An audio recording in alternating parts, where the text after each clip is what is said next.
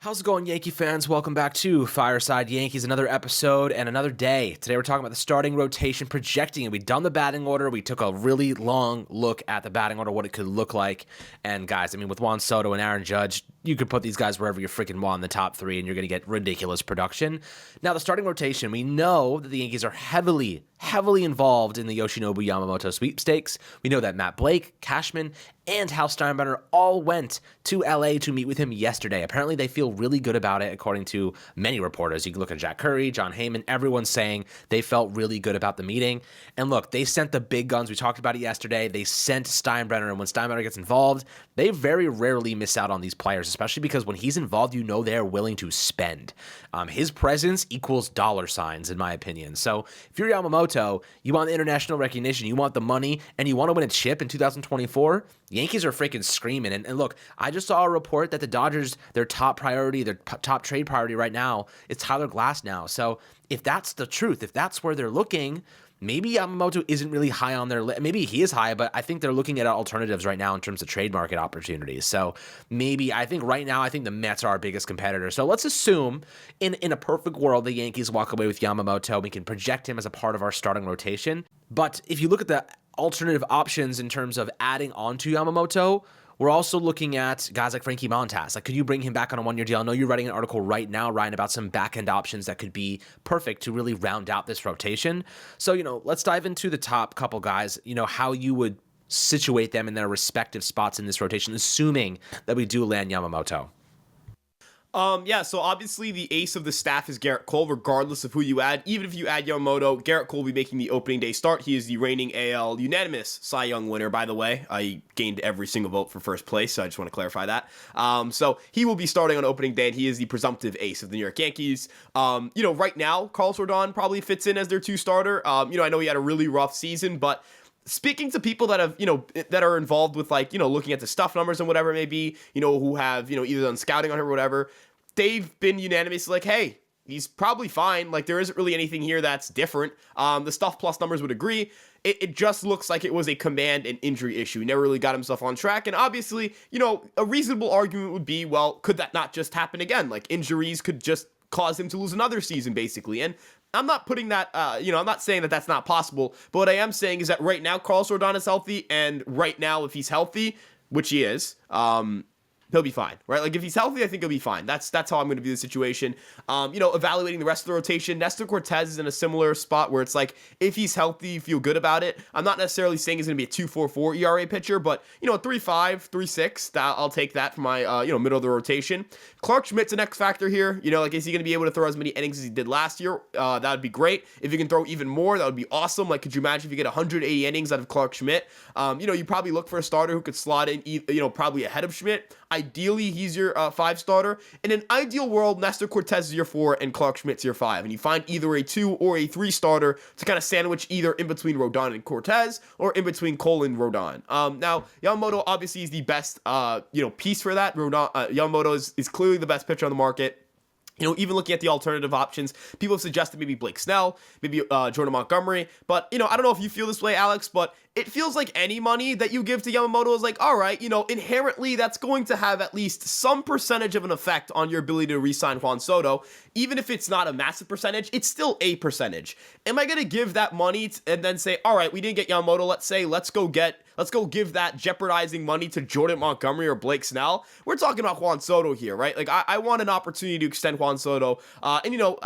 Another thing too is those are both guys that are entering their 30s, right? You're going to have him, Rodon, that pitcher you signed, Rodon, Cole, Judge, Stanton, LeMahieu, all on somewhat long-term deals, or at least on multi-year contracts in their 30s. You don't want that, right? Like, the idea is if you're going to give out some big contracts, it's going to be to young guys. The appeal with Yamamoto and Soto is that they're going to be in their 20s for the majority of the first half of that contract, with Yamamoto even potentially getting an opt-out that caused him to opt out before he hits his 30s.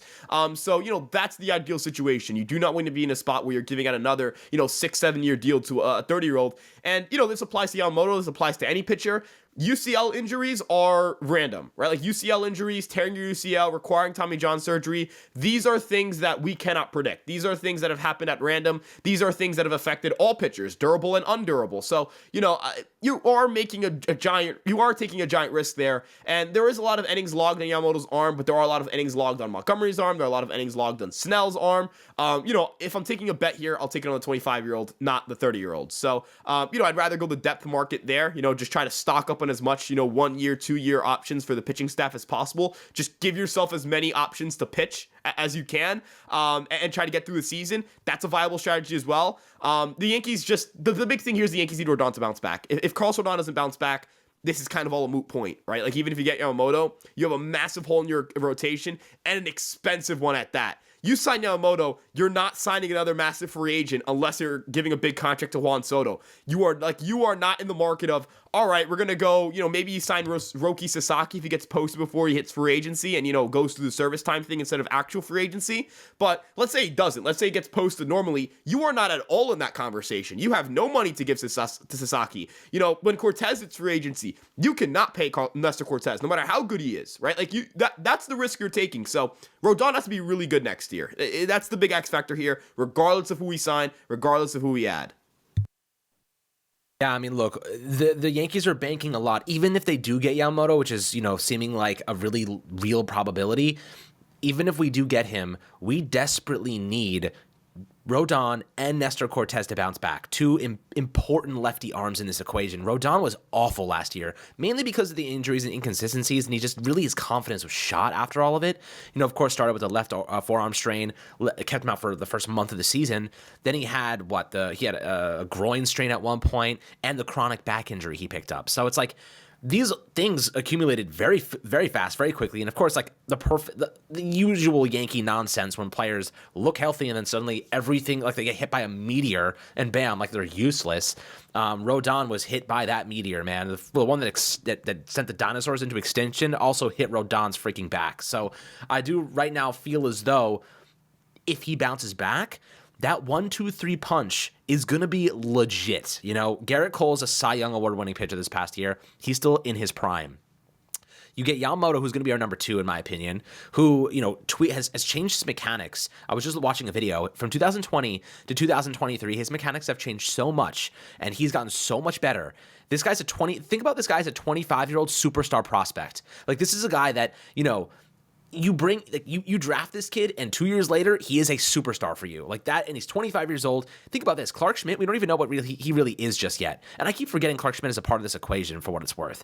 I forget we still have him. And, you actually look at Yamamoto, he's 3 years younger than Clark Schmidt, guys. 3 years younger. And his pitch mix is sick. We have a guy here in Yamamoto who's got a nasty splitter, has a phenomenal fastball. He's got a ridiculous sequence. This guy can do it all.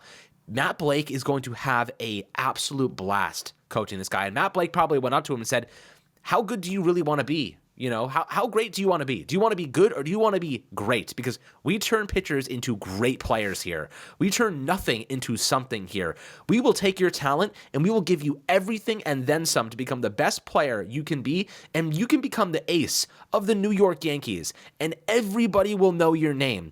The ace of the New York Mets, some people will know your name. The ace of the New York Yankees, everybody will know your name. That's what I would say to him personally.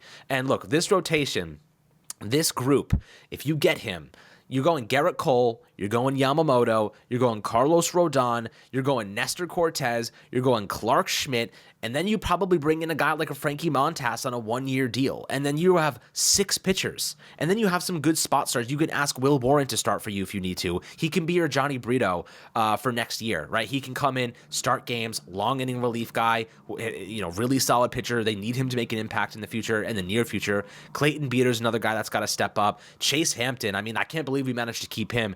What is he, 22 years old, 23 years old? First year in the minor league system last season. The guy's got an insane group of pitches, and he could be excellent in the future as he continues to grow. He's probably going to make it to AAA in 2024. So, how would you kind of situate this rotation right now in terms of, ranking it 1 to 5? Like, let's assume we get Yamamoto. We don't have Frankie Montas yet. Are you going to use Clark Schmidt as your 5 guy, or are you thinking because of Nestor Cortez's injury, you'd rather have him be that last guy in the rotation for now? So I think Schmidt's the 5. I think Cortez is the 4, right? Like, we're going into this year and saying, all right, who is the better pitcher? I think Cortez is still the better pitcher. Now, who's the more reliable pitcher to get through the entire season? You would argue Clark Schmidt at this point in time. But again, we're talking about the better pitcher. And, end of the day, Nestor Cortez has reached heights with the Yankees that a lot of pitchers haven't reached. He had the best ERA on the New York Yankees in 2022. A 2.44 ERA is no joke. And, you kind of alluded to this with Yamamoto. The big thing here is that the Yankees, we got to look at this from the baseball perspective and a business perspective as well. And, not to pour cold water here, but if the Dodgers get Yamamoto, they're a hotbed for Japanese baseball they take over the country. They take over that part of they take over that part of the world, right? Like, the Yankees have a stronghold on international baseball. That stronghold, that grip on international baseball weakens significantly if they get Yamamoto and Ohtani. Just the Ohtani signing with the Dodgers has pushed the Dodgers. I know this is irrelevant, right? Like, this doesn't matter for baseball, but this matters for, branding. The Dodgers and the Yankees have the same amount of followers on Instagram. That's a little bit weird. The Yankees are the most iconic team in baseball. They are that team. That's what they're supposed to be, right?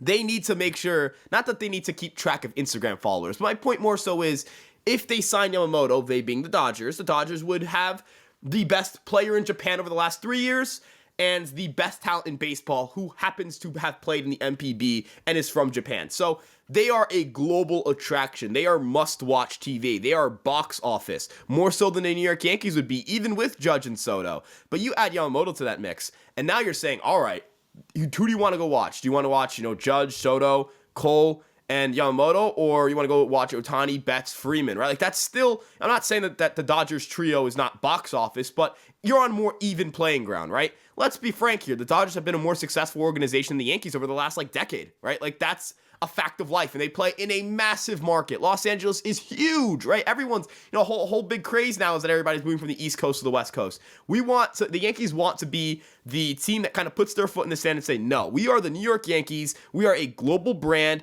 This is what we are. This is what we're going to be going forward. And that's what that's got to be part of the motivation here for signing Yamamoto. I know that you shouldn't make baseball decisions solely based on the best business decision, but it's certainly a big factor here, and I think that's part of the Yankees' motivation. They don't want to lose that. Why would you ever, you lose that, and that is huge. That changes everything, right? If you get a guy like Yamamoto, as you mentioned too, the honor of being the ace of the New York Yankees, right? Because it is an honor. I know people are going to sit here and say, nobody cares about that crap.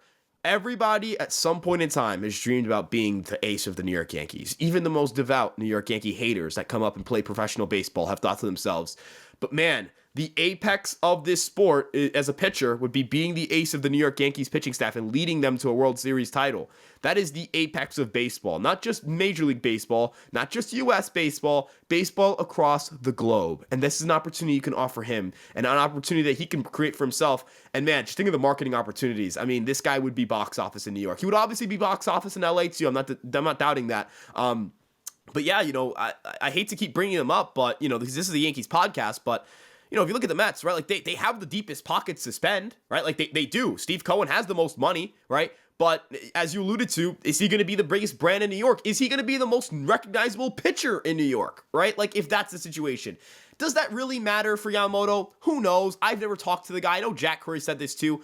Nobody has ever spoken to the guy. A lot of this is reports. And reports, we don't know. We don't know what's smokescreen or not. The whole Ohtani thing, with John Morosi and going to the Blue Jays and everything, should be a sign of us that sometimes we are throwing smoke screens, and it's just a media ploy. But, end of the day, we provide the marketing that Yamamoto wants, and Yamamoto provides the marketing that the Yankees kind of desperately need. They can't let him go to the Dodgers. I'm sorry. From a business perspective, it can't happen. They can't. And we know this because Steinbrenner went to LA to actually go and meet him in person. So, look, the Yankees have a chance to do something really special this offseason. We know this. Next year, God willing, I will be at so many Yankee games, and this could be a really fun era for us guys. All the fans, you guys watching right now, next year could be really freaking fun. We could have a legendary season, something that we will remember for a long time. And what we'll remember is that Hal Steinbrenner said, you know what would my dad do right now? Go get the best freaking players in baseball. Go get Juan Soto. Go get Yoshinobu Yamamoto. Prepare for the future. Spend the money. We've got it. It's in our family. It's our money. Let's freaking do this thing. Let's win some damn baseball games. And to all the other fans, and I said this yesterday, that are complaining about the Yankees spending too much and the Yankees spending their way to championships, It's not our fault. Your owners are cheap as fuck. That's the truth. So right now, we have a chance to be great. I want to be great. Ryan, you want to be great. There's a lot to love about this process that we're witnessing unfold before our eyes. Leveraging prospects for guys like Juan Soto, Hall of Fame bats, guys. This is what the Yankees have done for decades, and we're finally turning back the clock and going after this. Aaron Judge and Juan Soto are going to be enough for me to watch every game and not miss a single inning. You know what I mean? How many times have you been like, I'm not watching this game. Yankees are struggling, not good. I'm not going to watch this. I'm watching every freaking game, every single game, because Juan Soto and Aaron Judge are must-see baseball. Yoshinobu Yamamoto and Garrett Cole are must-see baseball. That is what this team is turning into, must-watch baseball. And it's good for us. It's good for the younger generation of fans. And baseball feels like it's having a renaissance right now for me. I fell out of love with baseball for a long time. When I was a kid, I watched every game, didn't miss a single one. And I fell out of love with it for years because of how boring they made the game and how, it was so basic. But we're seeing this trend now of things getting more entertaining, more fun, more scoring, more this, more excitement, more energy, and the Yankees are buying into that, and I'm fully bought in. I know, Ryan, you're fully bought in. A lot of people are excited about this, and let's freaking do this, man. Let's have a freaking year. Let's enjoy it together as fans, because we deserve this, man. We've gone through a couple of years, over a decade, spending this much money with no World Series. You expect more, and I think the Yankees are putting their money where their mouth is. So obviously, we'll keep you guys updated on all the updates regarding Yamamoto and any other free agents or any other trade concepts that we hear in the market. So we're really excited about all these things developing before our eyes. Make sure to like and subscribe as always, my friends, and we'll catch you guys on the next Fireside Yankees episode.